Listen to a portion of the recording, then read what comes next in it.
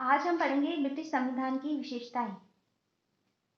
British संविधान एक विकसित संविधान है। ब्रिटिश संविधान एक विकसित संविधान है। इसका अर्थ है कि इसका निर्माण किसी निश्चित तिथि में किसी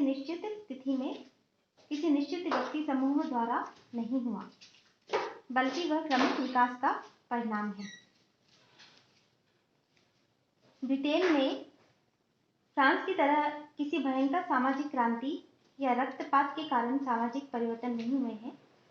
समय तथा परिस्थितियों के अनुसार शनै शनै इसका रूप परिवर्तित होता रहा है। तो इसीलिए ऑग ने ये कहा है कि ब्रिटिश संविधान एक स्पष्ट जीवधारी के समान है, जिसमें निरंतर तथा स्थायी विकास की क्षमता है। ठीक है, तो इसका मतलब आप समझ गए होंगे कि विकसित संविधान का मतलब ये है कि इसको किसी निश्चित व्यक्ति समूह द्वारा और किसी निश्चित तिथि में इसको नहीं लिखा गया है, वरन इसका विकास धीरे धीरे हुआ है। इसके उपरांत हम इसकी दूसरी विशेषता देखते हैं कि यह अधिकांशतः अलिखित संविधान है। प्राय संविधान के दो वर्ग किए जाते हैं, एक लिखित और एक अलिखित। लिखित और अलिखित। जो लिखित संविधान होता है उसके अंतर्गत राज्य के मूल सिद्धांत, सरकार के संगठन और कार्य और नागरिकों के अधिकार और कर्तव्य आदि उसमें लिखित रूप में रहते हैं।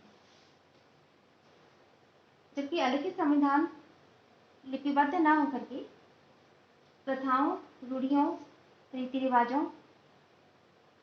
न्यायालय के दिए गए निर्णयों, पूर्व दृष्टांतों आदि पर आधारित होता है। तो ब्रिटिश संविधान के स्रोत उपरोक्त ही हैं, वो किसी भी अभिलेख में पूर्णतः लिपिबद्ध नहीं है और क्रमिक विकास का फल है, इसीलिए उसे अलिखित संविधान कहा जाता है। लेकिन अधिकांशतः अलिखित का अर्थ यह है कि कोई भी संविधान पूरी तरह न तो लिखित होता है और न ही अलिखित होता है। इसीलिए ब्रिटेन के संविधान में भी कुछ चीजें लिखित रूप में हैं, जैसे मैग्ना कार्टा महान आज्ञा पत्र, बंदी प्रत्यक्षीकरण अधिनियम, अधिकार याचना पत्र 1628 और अधिकारों का पत्र 1689 आदि, जिसके बारे में हम पिछले व्याख्यान में भी पढ़ चुके हैं। इसके बाद हम इसकी तीसरी विशेषता देखते हैं कि ये संविधान लचीला संविधान है।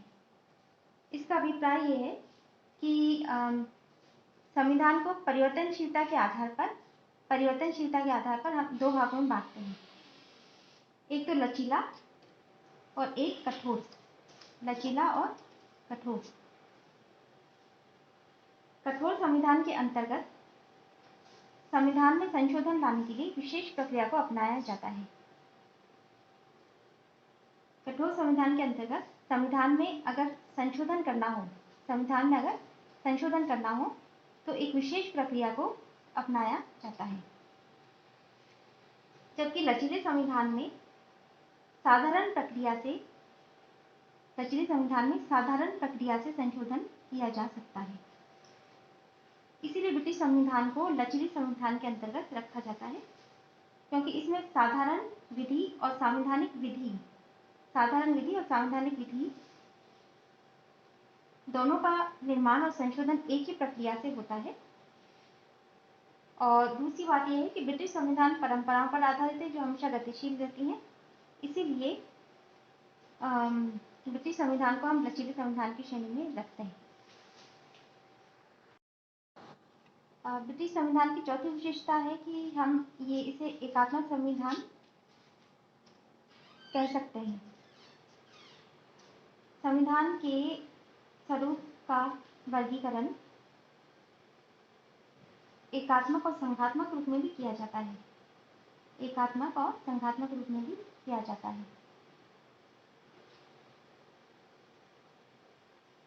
संघात्मक संविधान के अंतर्गत संघ और इकाइयों के बीच संघ और इकाइयों के बीच संविधान द्वारा शक्तियों का बंटवारा किया जाता है। संघात्मक संविधान के अंतर्गत संघ और इकाइयों के बीच शक्तियों का बंटवारा किया जाता है, जबकि एकात्मक शासन के अंतर्गत राज्य की शासन शक्तियां एक ही केंद्रीय सरकार में केंद्रीभूत रहती हैं। इसलिए ब्रिटेन के संविधान को एकात्मक कहा गया है, क्योंकि सारे देश के लिए एक ही संविधान, एक ही कार्यपालिका, एक ही व्यवस्थापिका और एक ही न्यायपालिका है। संपूर्ण शक्ति लंदन में अधिष्ठित केंद्रीय सरकार के पास से ही निःसृत होती है और फिर वहाँ भी विकेंद्रीकरण को अपनाया गया है ताकि प्रशासन सुचारू रूप से चले, किंतु स्थानीय प्रशासनिक इकाइयां अपनी सारी शक्तियां केंद्र सरकार से ही प्राप्त करती हैं। इसीलिए इसको एकात्मक संविधान कहा जाता है।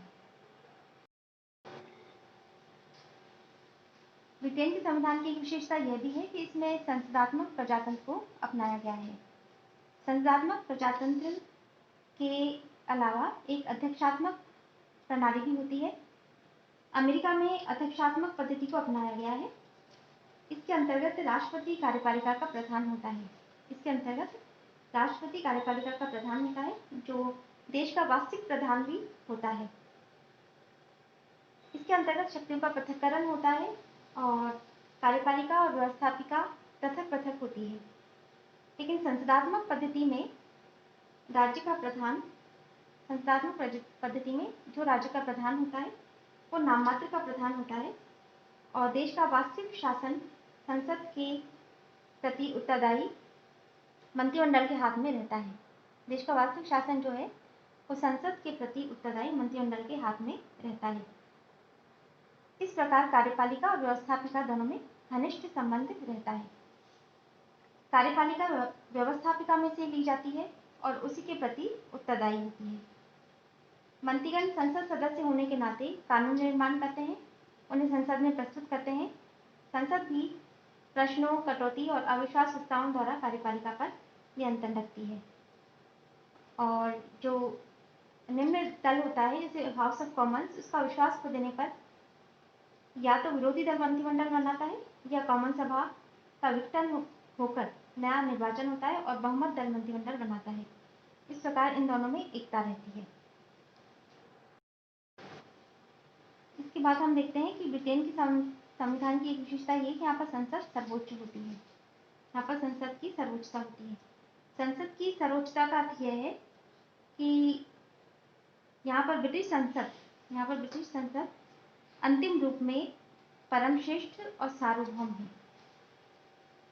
इसका अर्थ यह है कि वो देश के किसी भी कानून का निर्माण, संशोधन, परिवर्तन या उसको अधिकृत कर सकती है। और अगर नेगेटिव रूप में देखा जाए तो उसके द्वारा बनाए गए कानून को अनधिकृत या अवैध घोषित करने का किसी को अधिकार नहीं है। इसके द्वारा बनाए गए कानून को अनधिकृत या अवैध घोषित करने का किसी को भी अधिकार नहीं है। ब्रिटेन में संसद की कानून निर्माण शक्ति की कोई सीमा नहीं है। इसके द्वारा निर्मित किसी भी कानून को किसी सत्ता के समक्ष चुनौती नहीं दी जा सकती, क्योंकि अमेरिका या भारत के समान यह न्यायिक पुनरावलोकन की व्यवस्था नहीं है। इसीलिए डी लॉम्ब का एक कथन है कि ब्रिटिश संसद पुरुष को स्त्री और स्त्री को पुरुष बनाने के अतिरिक्त और कुछ भी करने में समर्थ है। ब्रिटिश संविधान की एक विशेषता है विधि का शासन। विधि के शासन का अर्थ यह है कि इंग्लैंड में शासन का संचालन किन्हीं विशेष व्यक्तियों की इच्छा द्वारा नहीं बल्कि विधि द्वारा ही किया जाता है। इंग्लैंड में शासन का संचालन किन्हीं विशेष व्यक्तियों की इच्छा द्वारा नहीं बल्कि विधि द्वारा ही किया जाता है। ब्रिटेन के सारे व्यक्ति, चाहे उनका पद या स्थिति कुछ भी क्यों न हो, एक ही प्रकार की विधि और एक ही प्रकार के न्यायालयों के अधीन है। ब्रिटेन में सभी व्यक्ति, चाहे उनका पद या स्थिति कुछ भी क्यों न हो, वे एक ही प्रकार की विधि और एक ही प्रकार के न्यायालयों के अधीन हैं। यानी कि आप प्रधानमंत्री से लेकर के और निम्न से निम्न पद वाला व्यक्ति भी समान माना जाता है। इसके विपरीत जैसे फ्रांस है, फ्रांस में प्रशासनिक विधि का प्रचलन है, जिसमें शासन के पदाधिकारियों के लिए अलग न्यायालय होते हैं और नागरिकों के लिए वहाँ पृथक न्यायालय होते हैं। तो इस प्रकार ब्रिटेन में सबको समान रूप से विधि के शासन के अंतर्गत रखा गया है। ब्रिटेन के संविधान की एक विशेषता यह है कि यहाँ पर अधिकार पत्र का अभाव है, किंतु नागरिक स्वतंत्रताओं की विद्यमानता है। यहाँ पर अधिकार पत्र का अभाव है, किंतु नागरिक स्वतंत्रताओं की विद्यमानता है। इसका अर्थ यह है कि विभिन्न देशों में संविधान के अंतर्गत नागरिकों के अधिकार उल्लिखित रहते हैं, जिनकी रक्षा न्यायालय करते हैं। पर ब्रिटेन में अधिकार पत्र न होते हुए भी वे अन्य देशों के नागरिकों की तुलना में कम अधिकार संपन्न नहीं है। यहाँ पर कुछ अधिकार हैं, जैसे बंदी प्रत्यक्षीकरण जो 1679 में दिया गया था सबसे पहले, और शस्त्र धारण करना और अत्यधिक जुर्माने और अमानुषिक दंड से बचने का अधिकार, ये तो संसदीय अधिनियमों द्वारा दिए गए हैं। हालांकि ये संविधान में नहीं, लेकिन संसदीय अधिनियमों द्वारा दिए गए हैं। और जो कुछ ऐसे अधिकार हैं स्वतंत्रता से संबंधित, जैसे भाषण और अभिव्यक्ति की स्वतंत्रता, संघ या सम्मेलन की स्वतंत्रता, ये सब सामान्य विधि पर आधारित हैं। ये सब सामान्य विधि पर आधारित हैं। तो सामान्य विधि को वहाँ पर कॉमन लॉ कहा जाता है, तो नागरिक इनका उपभोग कर सकते हैं। इस प्रकार यहाँ पर अधिकार पत्र का अभाव संविधान में है, लेकिन नागरिक स्वतंत्रताओं की विद्यमानता ब्रिटेन में दी गई है। ब्रिटेन के संविधान की एक विशेषता है कि वहाँ सीमित शक्ति पृथक्करण है। जब मॉन्टेस्क्यू जो कि शक्ति पृथक्करण का प्रणेता माना जाता है, उसका ये विचार था कि ब्रिटेन में शक्ति पृथक्करण है और वहाँ पर शक्ति सम्राट में, संसद में और न्यायालय में, तीनों में अलग अलग रूप से विद्यमान है। किंतु मंत्रिमंडलीय व्यवस्था की शुरुआत होने के बाद शक्तियों के पृथक्करण के स्थान पर उनका समन्वय होने लगा था। कार्यपालिका व्यवस्थापिका में से ली जाती थी और व्यवस्थापिका के प्रति ही उत्तरदायी होती थी। कार्यपालिका व्यवस्थापिका में से ली जाती थी और उसी के प्रति उत्तरदायी होती थी। इसीलिए कार्यपालिका व्यवस्थापिका एक दूसरे के साथ अभिन्न रूप से संबद्ध हो गए। और पहले न्यायपालिका को भी स्वतंत्र रखा गया था, परंतु उसके जो विधि लॉर्ड्स थे वो व्यवस्थापिका और न्यायपालिका दोनों के सदस्य होते थे। लॉर्ड चांसलर व्यवस्थापिका, कार्यपालिका और न्यायपालिका तीनों का सदस्य होता था। अब कई वर्षों बाद जाकर के ब्रिटेन में एक सर्वोच्च न्यायालय की स्थापना की गई है, लेकिन उससे पहले न्यायपालिका भी वहाँ पर पूरी तरह से स्वतंत्र नहीं थी।